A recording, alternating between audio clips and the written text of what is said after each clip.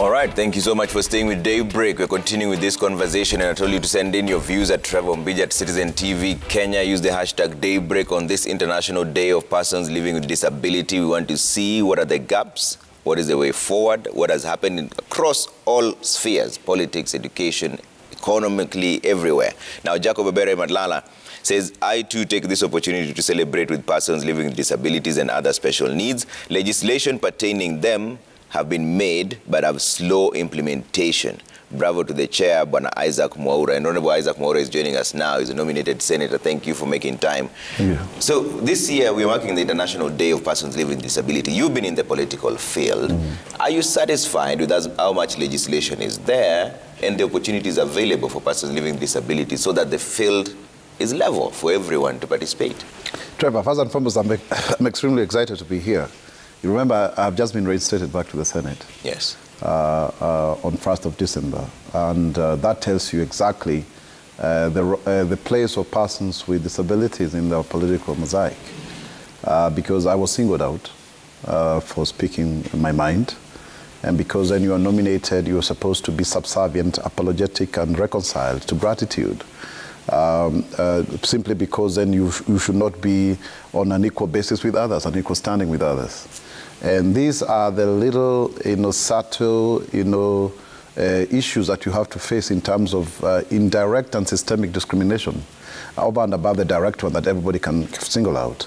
So we still have a long way to go. Yeah. People do not think that then when you are opinionated, strong, that you have a divergent view, you can stand your ground, that it actually typifies the various characterization of a person with disability. As somebody who is meek, as somebody who should be very, quiet to be seen and not to be heard. That we must break. We must break that kind of ceiling and tell the people that, yes, we are just like you. We may be different in terms of our anatomy, physiology, or morphology. But by the end of the day, we are human beings who are full participants in our democratization process. And I think it's only recently, under this Constitution of Kenya 2010, that we were able to secure guaranteed representation at the county assembly, although there are issues there that I am very glad to be back to correct, so that we ensure that every county assembly has got at least 2 persons with disabilities, a man and a woman.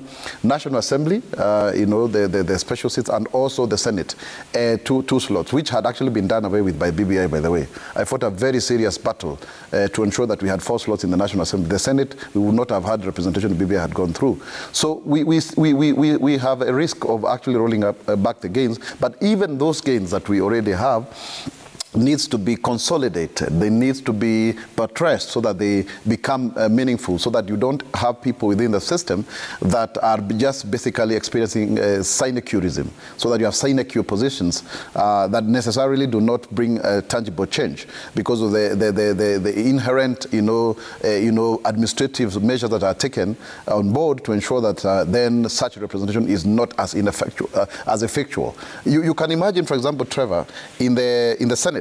Currently, I'm the one with the highest number of bills. 5 that are published and 4 that are being processed, 9 of them.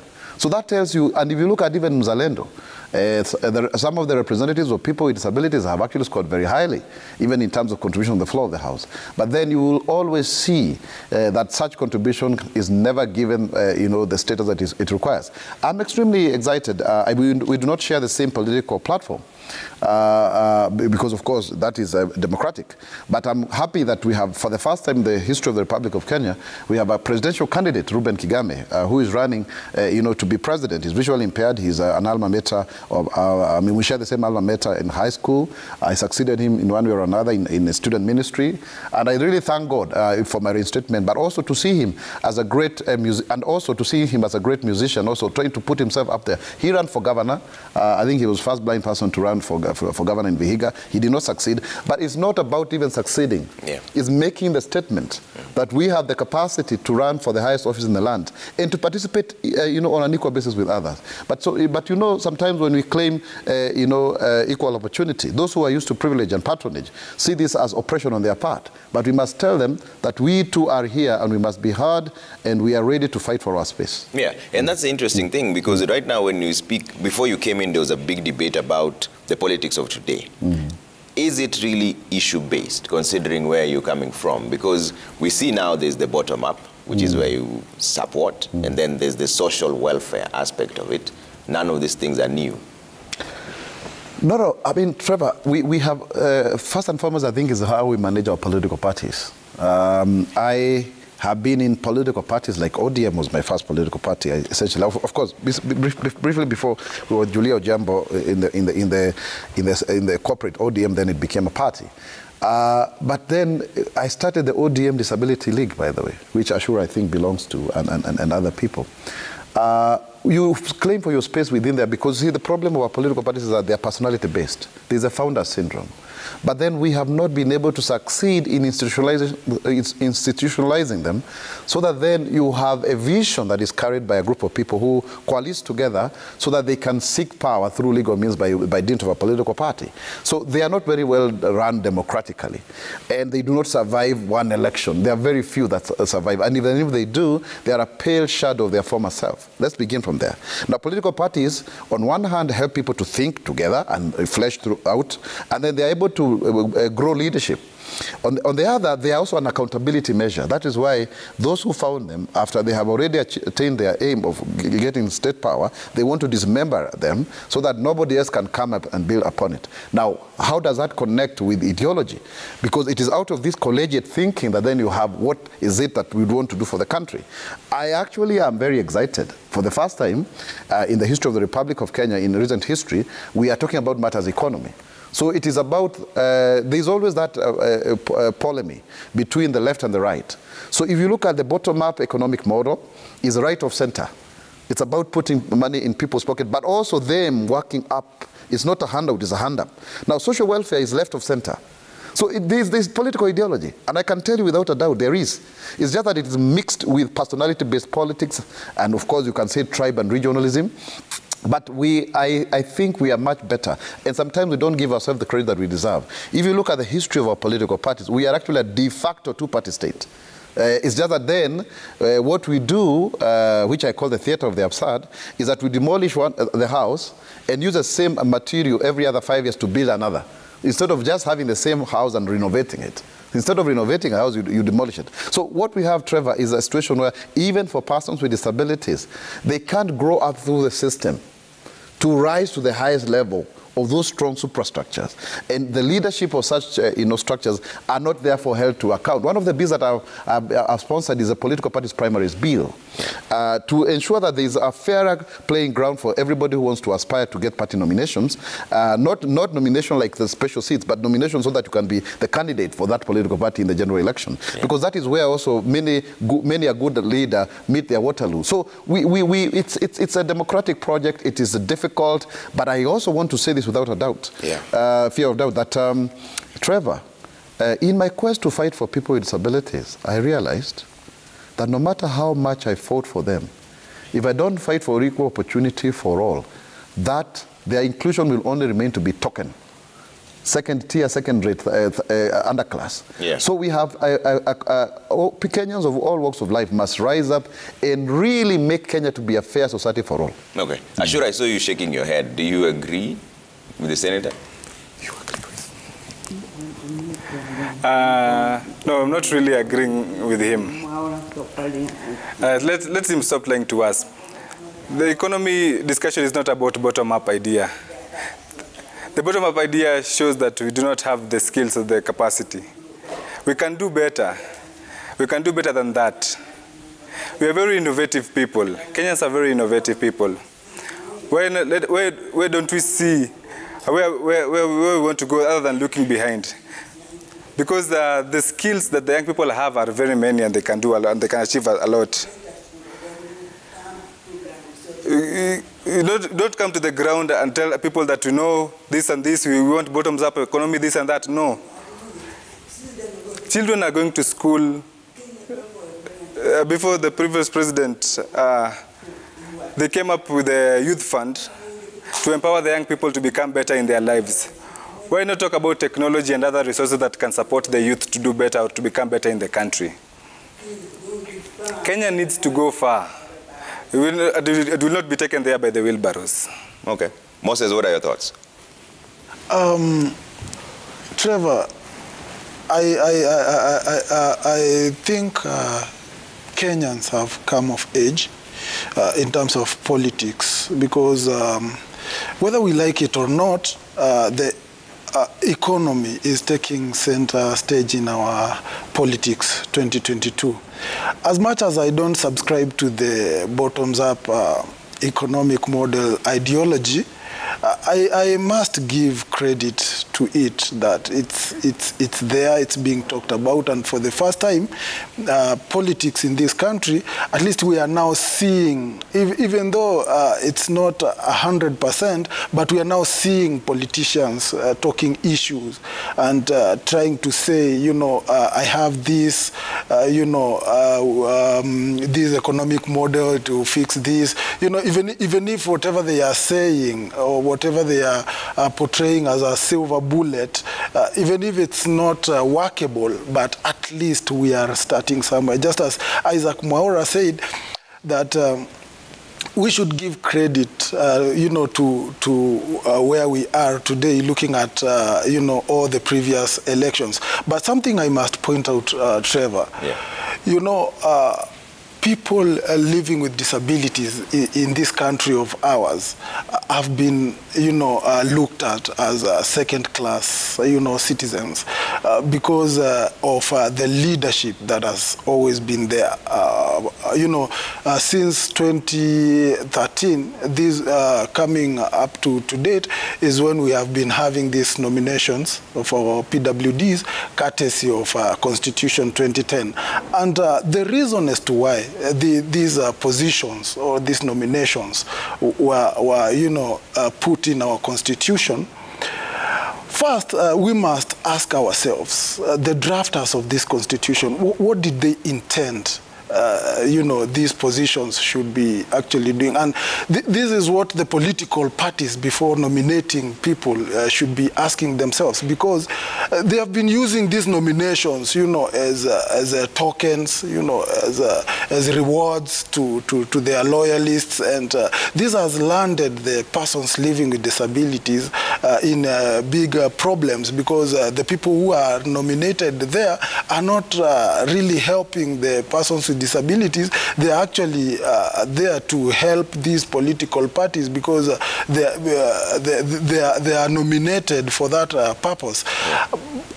What really informed these nominations to be, you know, engraved in our Constitution is one, you know, when in 2002, when Kibaki was becoming the president of this country, he was on a wheelchair. You know, he had an accident, you know, and at that point of his life, he actually lived as a person living with disability. And so he had a first-hand experience of how people living with disability do. And I imagine he asked himself, like, if this is how these people live, then I think they should have a representation. Because even when I was walking with my feet, I couldn't realize these things. You know, I only used to imagine this. But, you know, it's one thing to be told Jesus Christ was crucified and died for your sins, and it's another thing to you to be crucified and, you know, nailed and all that. Okay. So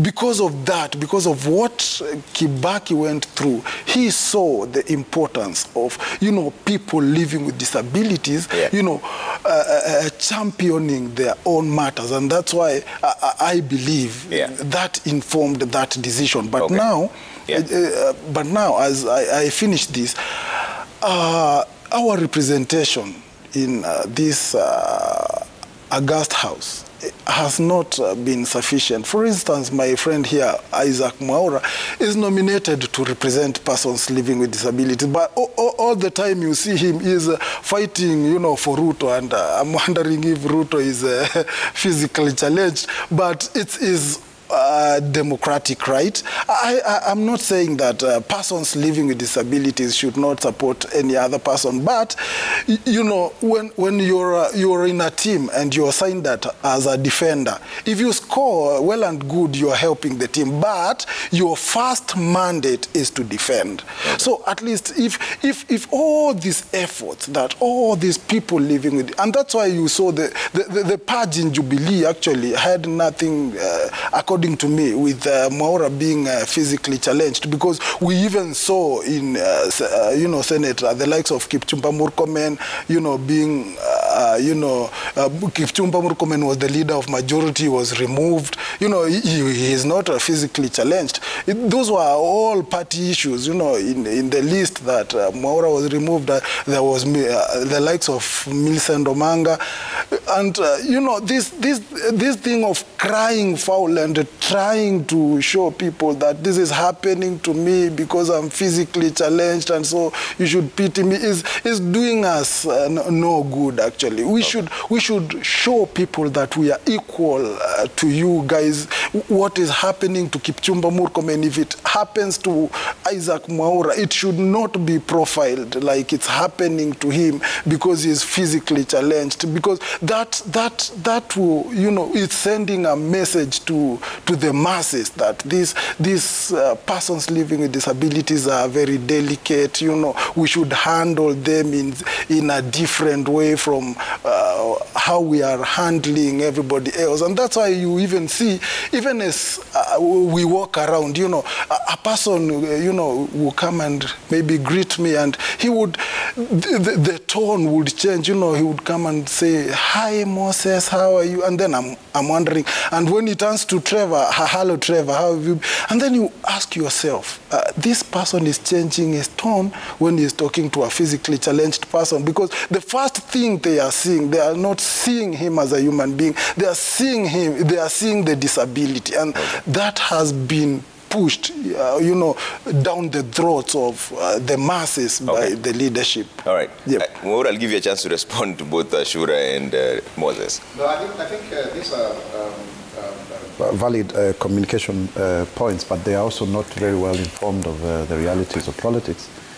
The symbolism of the bottom-up economic model cannot be equated to the handout social welfare model. And that is subject to debate. It's Kenyans will decide which is the best offer for them. And I think it's also good to understand political history. When you talk about right of center, we talk about, you know, pro-business approach to economic, you know, solutions.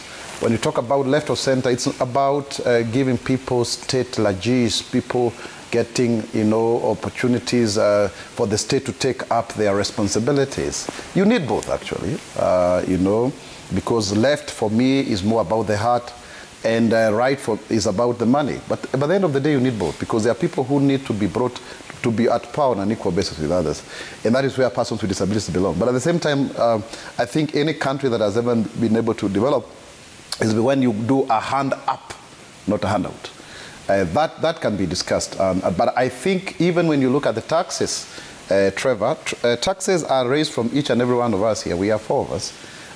You know, so that means we contribute to a kitty, and that is now then a group of people who come together and say, we are the best to superintend over your public affairs, so vote for us. And then, of course, they get into power. So it's always starts from the bottom, and even rain, I mean, comes from the ground, makes the clouds, and then it trickles down to the people. So it's always from the bottom that people rise. Even the tree grows that way. We can as well discuss with this. You know, Ashura has been my political student before. So and now she disagrees with. No, it's fine. It's okay. That is democracy. I have disagreed with people who have been my mentors, and that is democracy, Trevor.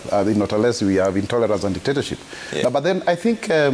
Let me tell you maybe something that maybe my friend Moses there doesn't know, is that when you are nominated to represent persons with disabilities and other special interest groups, you are not given the same capacity to work on the same basis with others. For example, our constituency member of parliament will have CDF. Persons with disabilities don't have a CDF for themselves. Even the number of staff you're given to work with is actually a third of what the others get. So you don't have the same capacity because you're supposed to be very grateful that now you have been nominated. Now that's what we have been trying to break. For example, I led the 32 nominated people to argue and to agitate for equal terms. By the way, it was actually shut down on the floor of the House. At the same time also, the work that we've been able to do at the legislature is extremely important. I have about 7 reports of my work. Let me give you. The attempt to make sure that the currency currently is useful to those who are visually impaired, that was my job.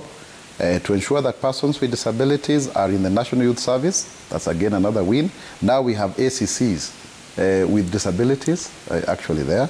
The issue of making sure that when you look for your job, in the first instance, you don't get all those charges of CRB and what have you. Again, I'm the one who put that petition. We've done, a lot of work on ensuring, for example, that Kenya Sign Language is equated to English and Kiswahili by legislation, increasing the retirement age of persons with disabilities from 60 to 65 years. Again, that is another add-on. And when I realized that we couldn't get our own CDF, I had actually made a proposal that 5% of all the CDF money should go to people with disabilities. It was shut down, but then I was able to make sure that persons with disabilities are represented at the constituency committee and also the national board. All the schools, the board of management, as we speak currently, have a person with disability or a special interest group representative as a committee member. Again, it's through legislation that I pushed through the Basic Education Act. So there are many, actually I can't even mention all of them. Ensuring, for example, persons with disabilities are appointed in constitutional commissions, like Twahir Mbarak in the Teacher Service Commission, people like Dubai, who's just finished his work, Tororei, Kibai Bana Laibuta in the CIC. There are so many people that we have been able to push through Parliament during the tenure. Even Josephta Mukhobe to be the PS, she had actually been shut down by the committee's report.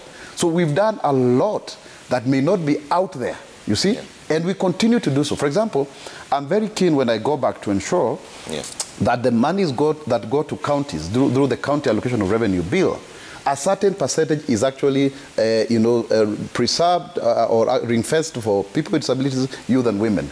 Because then counties do not have budgets for people with disabilities. I've been able, for example, to do visits in Vihiga County. I've been able to do in Kiambu County, pushing for them to have, standalone legislations and departments for people with disabilities, training, MCAs with disabilities to know their mandate. Starting, for example, for your information, KEDIPA, the Kenya Disability Parliamentary Association, that is my brainchild, to bring together persons with disabilities who are representatives to have a voice, just like the Kenya Young Parliamentarians, another body that I actually started in the parliament when I was a young parliamentarian together with Zuleka Hassan Juma and Sakaja.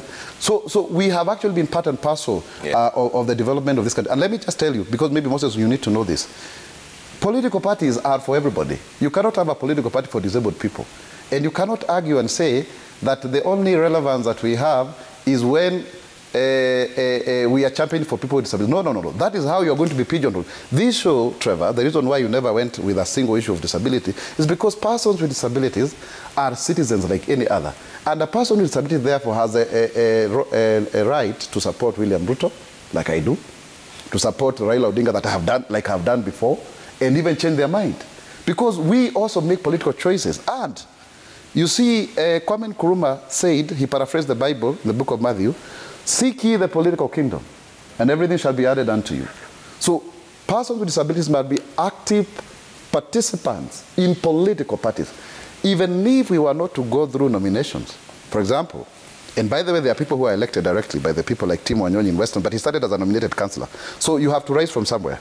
Even women reps now are becoming MPs like Aisha Juma or Mishi Mboko. We can mention quite a number of people. And others are seeking, like Wamushombe is going to run for Githunguri. You start from somewhere. I am running for Ruiru parliamentary seat, for example. You start from somewhere. And even these nominations, President Uhuru Kenyatta was once a nominated member of parliament. Moses Wetangula, Peter Anyang' Nyong'o.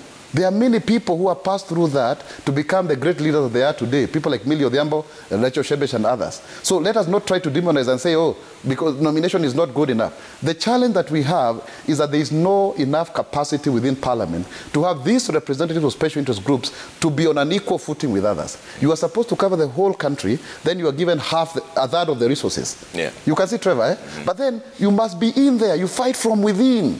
You can't fight from outside. Yeah. That's why God helped me. that we fought very hard that now I'm back in the Senate.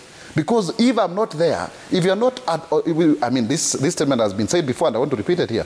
If you are not at the table, you're on the menu.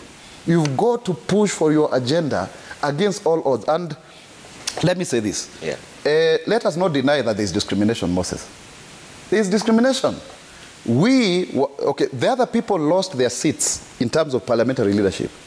I am the first person with disability to sit in the speaker's panel and to preside over the Senate. I am the first person in the history of Parliament to preside over sessions in Kiswahili and even pass a legislation in Kiswahili. That's a novelty. That's the contribution bring to the table. But then the other people lost such positions. Even me, I no longer am in the speaker's panel. That's okay. But there is not a single person whose seat was declared vacant. We were 6 nominated senators who were taken through the disciplinary. I'm the only one whose seat was declared vacant. But let me tell you, Trevor, the best gold is tested through fire. Because at Independence we had the Kapenguria 6. Yeah. We had the Ocampo 6. Then we had the Jubilee 6. Out of this, I've emerged stronger. So yes, people will profile you on the basis of disability because they think you are the weakest link to their quest for power. All right. They will actually, I mean, can you imagine the kind of things, some of those people, I don't want to mention their names, they said very, very bad things about me and having albinism. Somebody was even quoted as saying that I had bleached myself to be nominated. Can you imagine? So you will be called of those sorts of names because they find it easy to do so. And when you say they are doing so, Moses, you are doing exactly right by pointing out, because people actually go after your disability, and I want to remind them that nobody should be judged by the color of their skin or their physiology or anatomy, but by the content of their character. Okay. Persons with disabilities have a right to have divergent opinion, yeah, and to stand strong and tall, to be proud of who they are. Okay. Ashura, is this a matter of bad leadership or discrimination?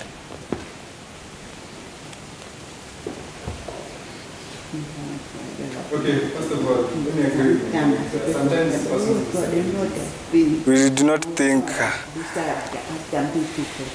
we don't use our disability as something to protect us. So I agree with Mwaura somehow when he speaks out. But sometimes we make use of this disability in a joking manner. Remember, Mwaura, you need to be accepted. You need to accept. You are kicked out because of the mistakes you did. When you go to there, why not say, why did you not defend Omanga and the rest? So go out and tell them, use your disability as the reason why you're kicked out. You are kicked because of destroying the issues of your political party.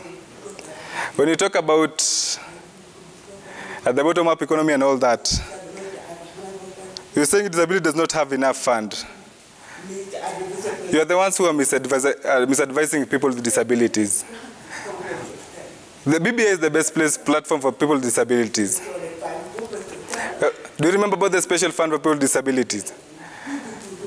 If BBI passed, you as the MP or the leader, you can get the resources to support people with disabilities. But you're the same person who is misadvising the group or the youth about the people with disabilities. We need to look beyond what we have, not just favoring our political parties, but we need to look beyond our political parties. And now we can change the situation to become better. As politicians, we have the basis to interact with the big guys in the seats and create opportunities for the next leaders. We're talking about rain coming from bottom going up. We have not explained the bottom, what the bottom up exactly is about, so that people can make the right decision what they need to choose. So lead our people in the right direction. And don't say that people have the right to make decisions and yet you're destroying their decisions. Now you have accepted that people need to make decisions. Because even you yourself know, the back of your mind, you want people to make their own right decisions. So let's make sure that the people are making the right decisions as much as we want them to make decisions. Okay. Again, the Kenya Sign Language Bill is not, I'm not really into agreement with it. They cannot be same with English.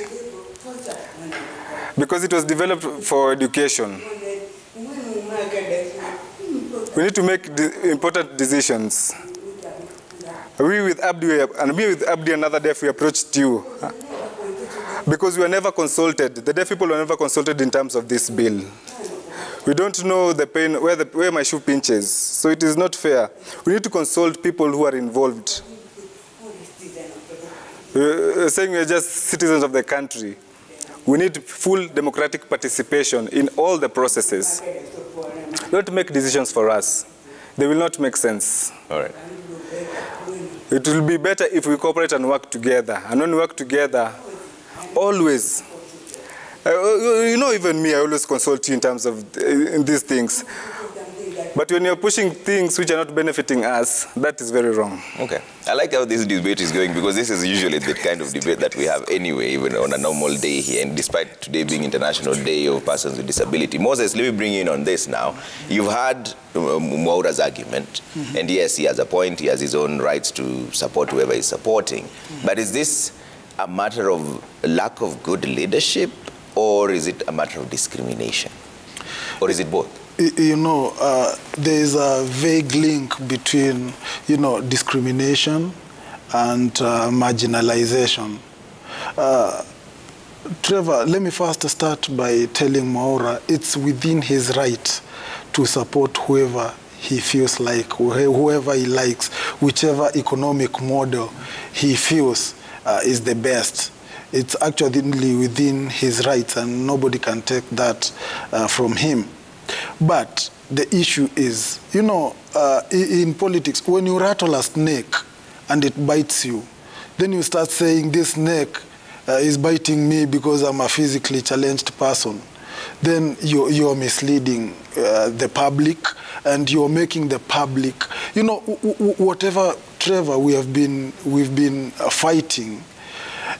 And this is what brings marginalization, is the pity-party, you know, thing about persons living with disabilities. Because whenever something happens, then whoever is up there in the leadership, this is happening to me because I'm physically challenged, and everybody is seeing that. This did not happen because this person is a physically challenged person. Now, what that does, it makes even it harder for the people living with disabilities down here even to access jobs. Trevor, I can tell you for a fact, I've applied for so many jobs. You know, I've been called for interviews because of my resume.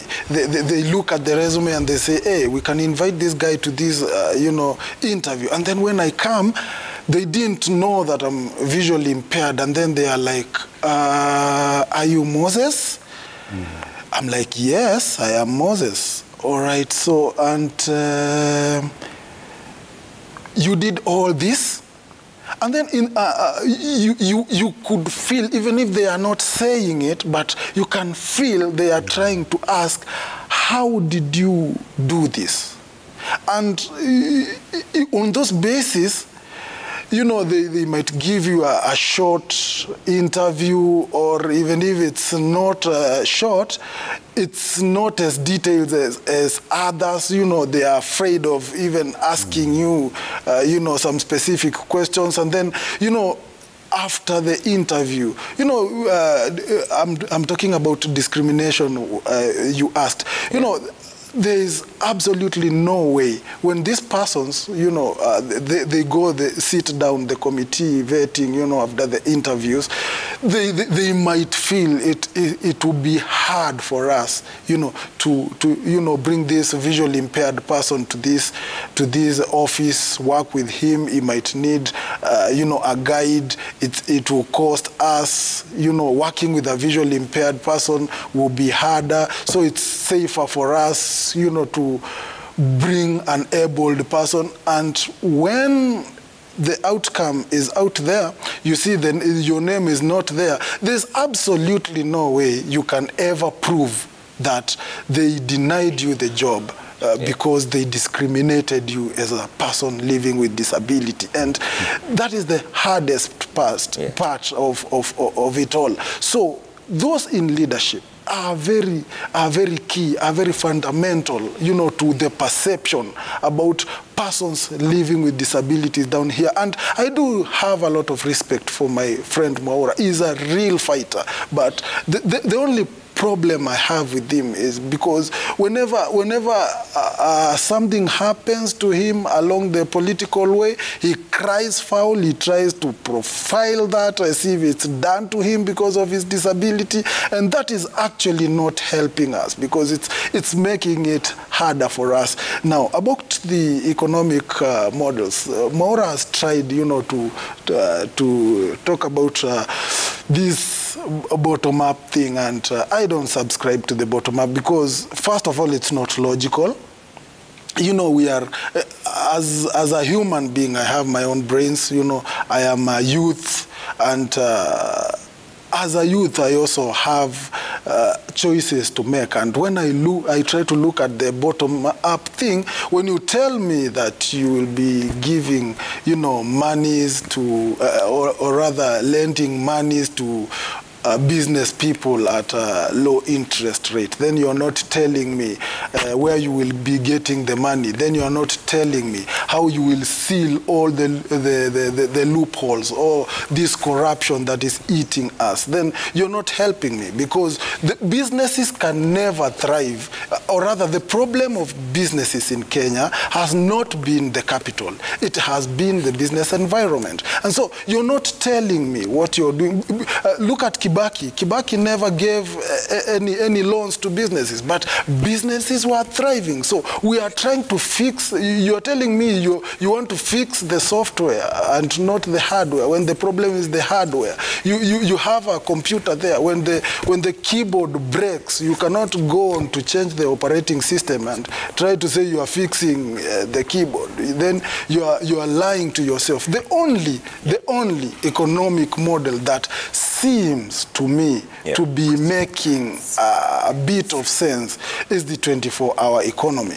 Because first, when they say they are bringing the 24-hour economy and saying they are bringing 3 layers, you know, 3 shifts in a day, what that simply translates to, it means if we have 3 million employed persons in Kenya today, it means whoever is having the 24-hour economy, immediately he gets into the office, then we are having 9 million jobs immediately. So we are saying that even KRA now, if it used to collect 1.6 trillion as revenue, then this revenue is already tripled. Because, you know, if you triple the jobs, then it means the circulation, the money circulation into the economy has tripled. Then it means even the businesses out there, a person used to have only 1 customer, they'll be having 3 customers. And it also means the companies there, because now the money has tripled in the economy, the companies there which used to maybe sell 1 bread, they are now selling 3 breads. And so we are saying that KRA now used to collect 1.6 trillion, it's collecting, you know, like 4.2 trillion, and our budget is 3.6 trillion. So we are actually saying immediately the person with the 24-hour economy gets into power, that even KRA will be collecting monies that can even sustain our budget and surplus and pay all these debts. So that's the economic model that seems to be making a bit sense to me, but all the others are just neither here nor there. I'm not sure that economical analogy of yours really works, but we will leave that to the economies to break it down, because then the purchasing power is very important. A family, if they are going to buy 1 loaf, they'll just buy 1 loaf. They won't buy 3 because the economy is 24 hours. But as Mwaura, let me hear your views on this. So now, as we're winding up on this conversation, it's International Day of Persons with Disability. What would you like to see achieved on this day moving forward? I think persons with disabilities have been disproportionately affected by COVID, honestly. I mean, in 2020, in my own small way, I was able to visit about quite a number, 4,000 households, just to give them food. Most of them were people with disabilities in Kiambu County. And I was able to push for government to have a special allocation for COVID with the Nelson Marwa. We'll be meeting later on today. We were giving 6,000 shillings for the households for 3 months. I had thought that we would get 2 billion out of the 10 billion for people with disabilities using the statistics of the 2019 census. But, you know, I think we are not doing very well in terms of using the data as a way of targeting. And that's an area that needs to be really, really improved going forward. So businesses or people with disabilities, because most of them do not get gainful employment. And by the way, Moses, I think you contradicted yourself in a way. Let me just correct you, if you allow me. The reason why you cannot be bold enough to say the CV does not match the person is because of the stereotype. They think a visually impaired person cannot have done all of this. By the way, we face that a lot even in Parliament, that your achievements are understated. That is why then you can believe we don't do much. If we sit with you, you will be surprised. But please do not fear to say you are discriminated on the basis of being visually impaired. You have not committed any crime, because that is a reality. That's why you don't get that job.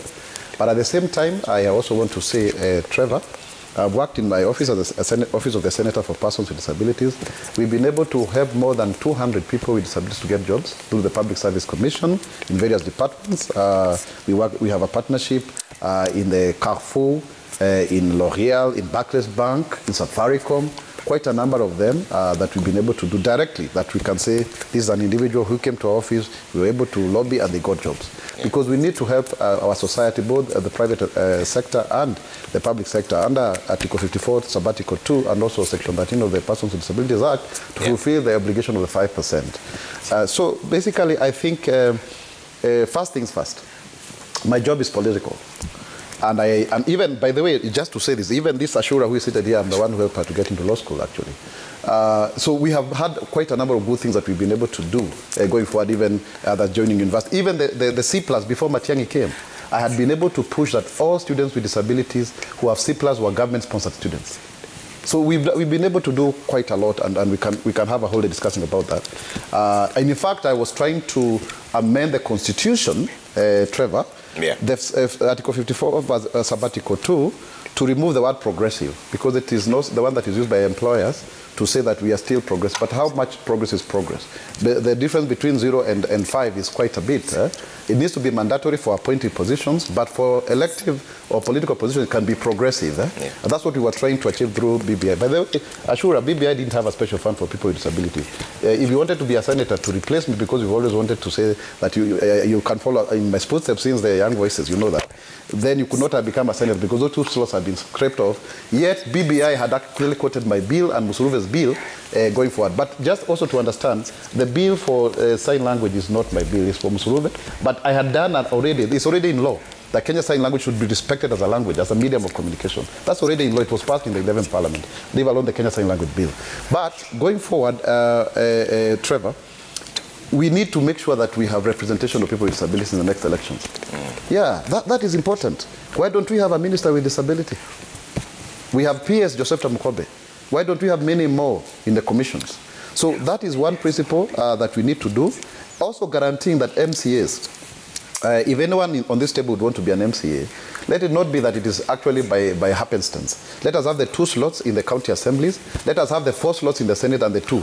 I have what I call Agenda 1-on-1. One cabinet minister, you have 2 senators, 4 members of the National Assembly, and also you have 94 county assembly members. You see, if you do the maths, you'll see how it's adding up there. If you can have that, then you are talking about people with disabilities seeing people who look like them. That in itself is very important. You can imagine how many people are being inspired by seeing us here with various types of disabilities on this show. That's what you need to see so that people can believe in themselves. And that is why you ended up seeing somebody like Godalin Kakuya becoming the 2017 KCPE candidate, you know, a best candidate. So we need that. But also, in terms of implementing the very policies that exist. I had, for example, been trying to push the Persons with Disabilities overhaul, the bill. It has stalled. It was even passed by cabinet in 2018. I was told by government, stop, we are taking it to cabinet. They have never brought it to the parliament. Yeah. Now they are piggy banking on my bill, and I was out for about 7 months. You see that the time that was lost? We are unlikely in our bicameral parliament to again pass that bill. And that bill is very important because what it was doing is to actually enable, you know, to domesticate the Constitution, yeah, and to make the current bill to be aligning to the Convention on the Rights of Persons with Disabilities as well. Okay. So without speaking gibberish or jargon, we have to have a proper disability law.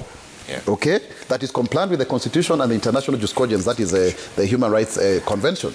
And further to it, our county governments, yeah, they are the new centers of growth. They are the new centers of novelty.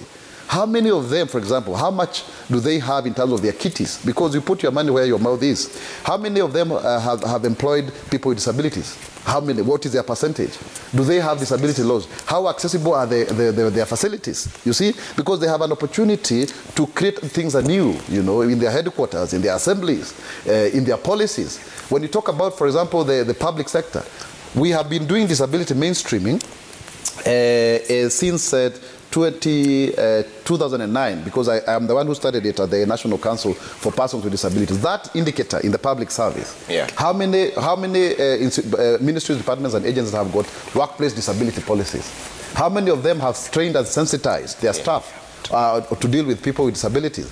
How many of their staff are people with disabilities? Yeah. So we need to have a proper audit, and that is why I have come up with something called, for example, for counties, CODONET, Counties Disabilities Oversight and Networking Strategy, with a County Disability Inclusion Index. Okay. So that then you look at who is performing better where and how. Okay. Now all that infrastructure needs to be properly tied up. Yeah. We need to build the capacities of representatives so that we do not just have quantity, we have quality. Mm-hmm. So that even if you're one, you see you can have a one-man army. And when you also differ, and maybe also to tell my colleagues here, when you differ because of political opinion, yeah, you are not, your disability is not used as a basis to shut you down. Okay. Because even at this table, much as we fight for the cause of disability, we have divergent opinion. That's democracy. Yeah. So that then somebody will actually be able to stand and say, yes, even on this matter, I have an opinion and it is respected. I think there is one word that I find that describes disability. The word is dignity. Trevor, remember we are dealing with discrimination that has been existing for thousands of years. Yeah. It cannot be changed in a single day. Okay. It is gradual, it's processual, and also people with disabilities do not exist in silos. Yeah. They are part of the whole malaise of our politics, okay, of our dysfunctional society. So we must both have a twin track approach, yeah, where you deal with the constituency that you represent, but also participate, yeah, in building a better Kenya. All right. Yeah. Ashura, closing remarks from you. What would you like to see going forward? Thank you very much. Before I say that, I want to say, Maura, you're very right. I'm a very good political student. You're a political student. So now, in terms of this COVID, it has really affected us. People with disabilities have gone through a lot. And I want to ask the government of Kenya to ensure that people with disabilities have access to a little support in terms of resources. Like the Office of Women Rep, Madam Passaris, has tried very hard to help people with disabilities in terms of economic empowerment, food relief. All over Nairobi, they have done a lot. And sometimes even school supporting the students who are going to school by providing school fees and others. So they also, the other women rep should ensure that each committee receives about 10% of the resources to support persons with disabilities.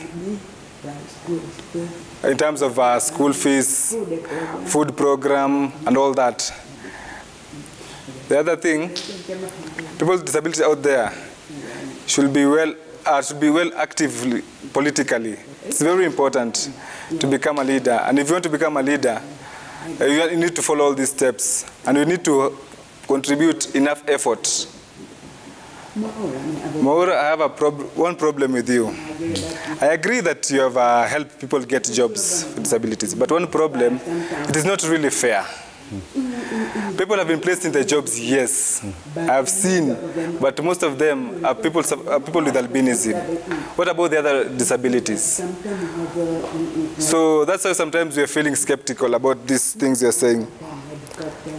Because the education system is not the same. How can we make sure we have this opportunity to have people, other disabilities also get these technical trainings, to get the same equal opportunities? Because if you go to the banks, people with albinism are there. If you go to Safaricom, people with albinism are there. What about the other disabilities like the deaf and the visually impaired? Then about 2017, it was a very sad year because many persons with disabilities in the counties are not represented well. And we are in 47 counties, both national and county. We have no deaf person in those August houses. I think we need to be fair in terms of nominating. We also need deaf, the blind, people with autism, because they have people with progressive or developmental disabilities, because the capacity is there. Because you have the International Disability Alliance, it has been there this week for 3 days, and many of the youth were pushing to have a global summit, committed. And these commitments are to come from the government and are put into affirmative action. We need to work together and in cooperation. You need to remember, you need to lead by example. So the next time we need to have maybe a blind senator or a deaf one, so to have people who are representing them in Parliament. The policy works if the people are there and if the people are there to implement it. Okay. Make sure everyone has the equal support and equal opportunity to represent their people and to participate. All right. Today, the President Uhuru will be there commissioning the International Disability Day, and I want to ask him to make sure that people with disabilities are not only nominated in Parliament. We can be commissioners, we can have ambassadors, we can have PS and CS, because currently we only have one PS with disabilities. How can we attain the 5% job opportunities if we cannot achieve our vision 2030? Okay. So the National Development Agenda, let us make sure we attain that 5%, not only in political arenas only, but in all other areas. All right. Moses, a minute. Closing remarks. What would you like to see going forward? First, in the National Council for Persons with Disabilities, I'd like to see the systems there automated. You know, getting a disability card has been hectic, you know, a lot of unnecessary protocols there. And, you know, when you go there, everything is manual, and so it's not easy getting the card. So I'd like to see automation there, because we honestly need the technology. Yeah. Again, the executive has been slow in matters persons with disabilities, so I'd like to see, you know, positions for persons with disabilities in the executive. And then finally, I'd like political parties going forward, you know, to nominate people on merit. You know, to look at the capability of a person living with disability and how they can articulate issues, you know, their past history, what have they been doing for people living with disabilities, and looking into all these and seeing if this is a person, when we bring him into this house, will fight for people living with disabilities, and people with disabilities will benefit from this person being in leadership. All right. Otherwise, today being the International Day for Persons Living with Disabilities, yes, I wish all persons living with disabilities a good day. Yeah. And I wish all Kenyans, to extend a helping hand where necessary to persons with disability. Take a minute today, just sit down with a person with disability, try to understand them, try to engage them, just know what they go through from the time they wake up in the morning, how they interact with the eateries, how they interact with public transport, and all that. And we shall, be moving forward. All right. Thank you. Thank you so much for making time this morning. I think, Trevor, yes. let me just say one thing, because Ashura said something that may not be necessarily correct. Yeah. I have helped quite a number of people, not just people with albinism. It's just that I'm the first person with albinism to be a member of parliament. For example, the NYS, the NYS opportunity, 80% are actually deaf people. If you look at the National Council, we pushed, I actually pushed for Mushiri to be the chair. He's a physically disabled person. Even the CEO is a wheelchair user. Yeah. You look at Kibaya Laibuta now, who is a Court of Appeal judge. We pushed for him to be a commissioner at the CIC. Simon Dubai. Yeah. Joseph Mukobe is actually a person of short stature. But I want to say, as I conclude, if you allow me, the cause of our generation is to emancipate the people from the local networks of privilege and patronage, the surrogates and collaborators of a rigged international financial and economic system that is aimed at locking up the common wananchi into perpetual slavery and servitude. Thank you. All right. Thank you so much for making time. Honorable Isaac Mwaura, nominated Senator Moses Kilonzo, Chairperson, Persons with Disability Lower Eastern, and Ashura Michael, Member, National Government Affirmative Action Fund. I think we're all agreeing that some work has been done, but there is more that needs to be done. All right? Let's take a quick break now on Daybreak. My name is Trevor Mbija. It's always a pleasure having you with us here. We're going into Level Up in just a bit. All right. See you shortly. Good. Good show.